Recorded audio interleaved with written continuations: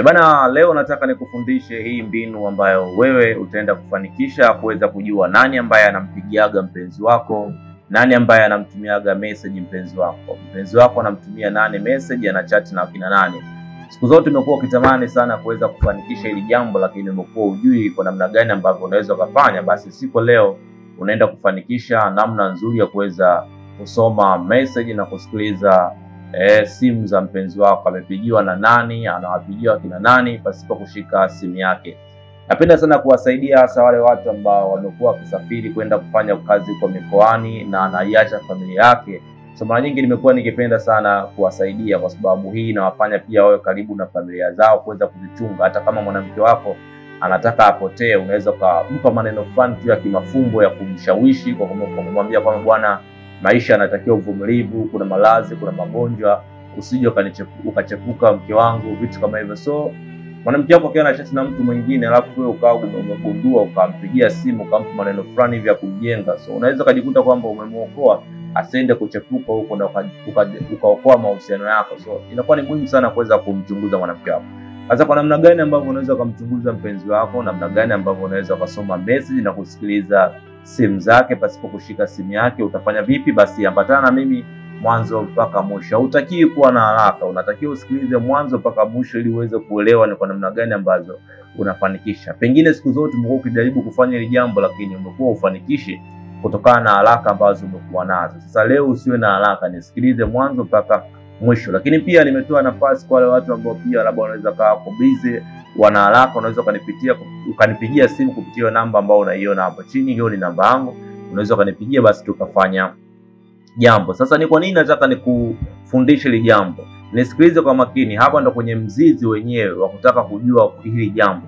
Ukisikiliza hapa ndipo ambapo unaweza kaja kufanikisha. Sasa sikiliza kwa makini sana, na wewe uweze kuchukua maamuzi, ufanye kama nilivyofanya mimi, ufuatishe kila kitu ambacho mimi nimekuwa nikifundisha, na wewe utafanya hivyo hivyo. Sasa kuna bidada alinipigia simu, alichukua namba yangu akanipigia simu, akaniambia hey kaka, Mr. T, naomba unisaidie, kuna mwanaume wangu ambaye nataka nimchunguze, nataka niweze kukamata anawasiliana nani, vitu kama hivyo. Nikamwambia basi hakuna shida, kuna baadhi ya details tu ambazo mimi nikamuomba, baada ya hapo nikamfanyia kazi. So nilipomfanyia kazi nikamwambia kama bwana, ningependa uniletee feedback, kwa sababu siku zote nimekuwa nikipenda feedback. Baada ya kumsaidia mtu nimekuwa nikitaka kupata feedback. Sasa kitu ambacho alichokuja kuniambia baada ya kumchunguza mwanaume wake huyo, alikuja kuniambia mambo ambayo of course mwenyewe yalinisikitisha sana. Sasa na hii itawasaidia hata vijana wenzangu ambao pia wanaanzisha mahusiano pasipo kumchunguza mtu, hasa watoto wa kike.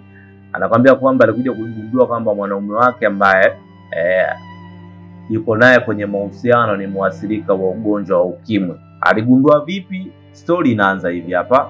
Baada ya kumsaidia na kuanza kusoma message na kusikiliza kila kitu ambacho mpenzi wake anakifanya, akaja kugundua kwamba mwanaume wake ana ukimwi. Issue ilianzia hapa. Anakwambia kwamba huyu mwanaume wake alikuwa ni mtu ambaye yuko busy sana. So wakati wa mchana walikuwa wanawasiliana sana. Ni wakati wa mchana ni mtu ambaye alikuwa anawasiliana sana nini hivyo, ananiambia bwana niko kazini. Of course hata ofisini kwake alimuonesha. So sometime alikuwa akienda hata pale ofisini, anamwambia hebu kaa pale kefu, kwa sababu alipokuwa anafanya kazi mwanaume wake alikuwa karibu na kefu nje kidogo ya KFC. Ambaye kaa hapo KFC anakula kuku pale nini, anaenjoy hivyo maisha. Mwanaume wake anatoka pale, anamchukua na gari, wanaenda huko, anaenjoy, anamrudisha sehemu ambako alikuwa amempangia. Lakini ikifika mida saa 2 usiku, mwanaume wake anakuwa hapatikani, si WhatsApp, si kwenye simu ya kawaida, yani hapatikani. Yani WhatsApp jamaa, ikifika saa 2 mwanamke anablokiwa, simu akipiga simu hazipatikani. Maana ikifika saa 2 hadi kesho saa 2 asubuhi. So yuko ni kitu ambacho huyu mwanamke anakuambia kwamba alianza kuwa na wasiwasi na kuhisi kwamba huyu mwanaume atakuwa mfano nini, ameoa. Sasa maisha hayo yakawa yameendelea hadi kuna siku akaja sasa mwanaume akaja kuhamishwa kikazi. Akahamishwa kikazi Dodoma. So akaja alipohamishwa Dodoma, akambeba huyu mwanamke wake, akamwambia sasa nataka twende Dodoma. Nitaenda kukupangia huko Dodoma na nitaenda kufanya ni kukufungulia biashara huko nyingine ni Dodoma. Nitakufungulia mgahawa, of course, sababu utakuwa unafanya kazi zako. Sababu hapa sasa Dar es Salaam alikuwa amemfungulia kwa ofisi fulani hivi, alikuwa anauza masuala ya phone accessories. masuala ya simu, duka fulani phone accessory and Tigo Pesa. Kama basi hapo utamwacha ndugu yako, tukienda kule mimi Dodoma nitakufungulia mgahawa mkubwa, restaurant fulani. Basi mwanamke akakubali, kama hapa nitamwacha ndugu yangu kule, tena nitaenda kuanzisha kazi, haina noma. Sio akaamua kumbeba kule mwanamke. Alimbeba kule mwanamke, so kipindi hicho anaondoka hapa Dar es Salaam, anakuambia kwamba alikuwa ameondoka na mimba changa, ilikuwa kama mimba miezi miwili. So maisha yakaendelea. Ikifika jioni mambo kama haya, so mimba kaja kufikia kama kuna miezi 4 za tumbo lishaanza kuonekana. Kila akimwambia mwanaume twende kliniki, mwanaume anakuambia hebu subiri kwanza. Kila akimwambia mwanaume twende kliniki, mwanaume anamwambia hebu subiri kwanza. Yaani anajifanya kama yuko bize sana. Unafahamu kliniki inakuwa ni ngumu sana kumpokea mtu ambaye ana nani ajenda na mwenza, kwa sababu kuna taratibu zile za kupima afya, so lazima uende na mwenzako. So ndo kama nitafuta huyu bidada, kama nitafuta kwamba naomba unisaidie. So kweli mimi nilivyomsaidia akafanikisha kweli, akaanza kusikiliza. So anakuambia kuna siku moja ile saa 2 ambao yeye akimpigia mwanaume wake apatikane, kumbe alikuwa anablokiwa. Umeona, kumbe alikuwa anablokiwa. Na yule mwanaume kumbe anaga tabia kupokea simu ngeni. Kwa sababu alikuwa akitumia hata namba ngeni, akipiga yule jamaa apokee. Yaani namba ngeni anaga taratibu, anapokea namba ambao amesave. Kwa kuna namba ile ambayo alikuwa amemsave, alikuwa fani na ameblokiwa. Akipiga kuna namba ngeni, yule mwanaume alikuwa fani na apokee. Kwa hiyo alikuwa anasubiria tu hadi saa 2. So siku ameblokiwa hiyo, maana akaanza kushangaa anapata nini? Zile voice ambazo kutoka kwa mwanaume, kwa sababu tayari ameshazikamata. So inaonekana kama yule mwanaume alikuwa anaongea na mke wake ambaye yuko wapi? Yuko Dar es Salaam. Anaongea na mke wake. Sasa mke wake alikuwa analalamika sana. Anamwambia kwamba wewe ni mzembe sana, yaani ni mzembe sana. Yaani maisha yako yote kama fani ni haujifunzi, yaani umenisababishia, umeniambukiza ugonjwa ukimwi, yaani maisha yangu mimi yote ni kumeza dawa, lakini bado tu unaendelea kuhangaika na mabinti, bado tu unatafuta malazi mapya, bado unaendelea kuambukiza tu mabinti ambao hawana hatia. Kumbuka wewe pia una watoto, una mabinti, una vijana wa kiume.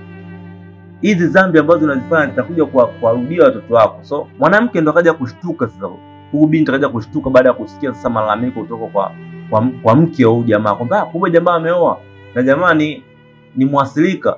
So anakuambia kwamba alidondosha simu, alichoka, alishiwa nguvu. Umeona?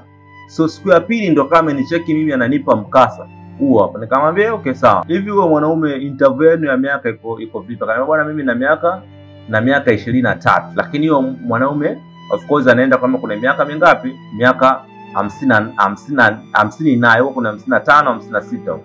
Nikamwambia basi kushiriki tendo na mwanaume ambaye ameathirika sio kwamba nayo ndio utaathirika. Hebu nenda kapime. Akaniambia lakini kaka, mimi nimefanya naye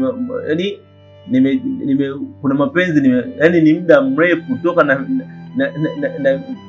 miaka kama 19 huko. Kwa kama tuna miaka kama 3 hivi tunashiriki naye tena. Akaniambia basi nenda kapime, pengine Mungu anaweza kawa upande wako. So ananiambia bana, so zikapita kama siku 2 sijawasiliana na bidada. Kila nikimpigia, sababu alikuwa mpata mshtuko, kila nikimpigia ninahakikisha kama hoje kweli ni mzima huyu, hajachukua uamuzi mbaya. Huyo bidada alikuwa apokea simu. So kama siku 5 mbeleni akaja kunipigia. Yani of course nilivyosikia sauti yake nilichoka sana baada ya kuisikia sauti yake, kwa sababu ilikuwa ni sauti yenye nyonge sana. Akaambia shida nini? Akaambia bwana, nilimlazimisha huyo mwanaume kwenda kupima kwa sababu sasa mimba ilikuwa inaelekea kwenye miezi 5. Akaambia kwamba ni hatari, mimi nitapofikia tu kujifungua nikienda kliniki, hapo madaktari akagundua kwamba sikuwahi kufika hata kliniki siku moja. Kwa hiyo nilivyoenda naye mwanaume yule alinipeleka kwa dokta wake. So anamwambia alipofika pale kwa dokta akasema jamaa akamwambia dokta ndio huyu hapo mwanamke. Basi pale wakapima, walipopima wakapokea majibu. Dokta akamwambia mwanamke, naamini mwanaume wako ameshakwambia kila kitu na hali yake ya kimaisha, alishakwambia hali yake ya kiafya, naamini umeshakubaliana. Kwa hiyo kinachofuata tu hapo kwamba wewe sasa uanze dawa, kwa sababu aliniambia kwamba haujaanza dawa na kwetu hivyo pima tumekuta wewe pia ni mwasilika. Jamaa akashtuka, sema nilishamwambia na ameshakubali, kwa hiyo hakuna shida. Basi daktari akamwambia basi, akawapa dawa, akampa maelekezo. Mwanamke anashangaa, anamwambia huyu mwanaume aliniambia mimi nini? Aliniambia kwamba ameathirika. Mwanamke anashangaa. So akarudi kufika nyumbani. Anakwambia yule jamaa akamwambia kwamba utaamua wewe. Utaamua wewe. Ukitoa mimba mimi sitakuhudumia kwa kila kitu, lakini ukizaa utazaa mimi mtoto nitamsomesha, nitachukua kila kitu, zingatia mtoto asipate ugonjwa. So anakwambia kwamba ilikuwa ni ukatili kabisa ambao alikuwa amefanywa na yule mwanaume na kuamini. So na amekuja kugundua hilo kwamba huyu mwanaume ni mwasilika baada ya kuweza kumchunguza mpenzi wake. So kama nawe unataka umchunguze mpenzi wako, unataka ukamate mawasiliano yake, uweze kusoma message na kusikiliza kauli zake, basi unaweza kanipigia simu, kwa sababu huyu bidada amekuja kufanikisha kugundua hivyo baada ya kufanya nini, kukamata mawasiliano ya mpenzi wako. So unaweza kanicheck kwenye simu, kanipigia pia na wewe nikakusaidia.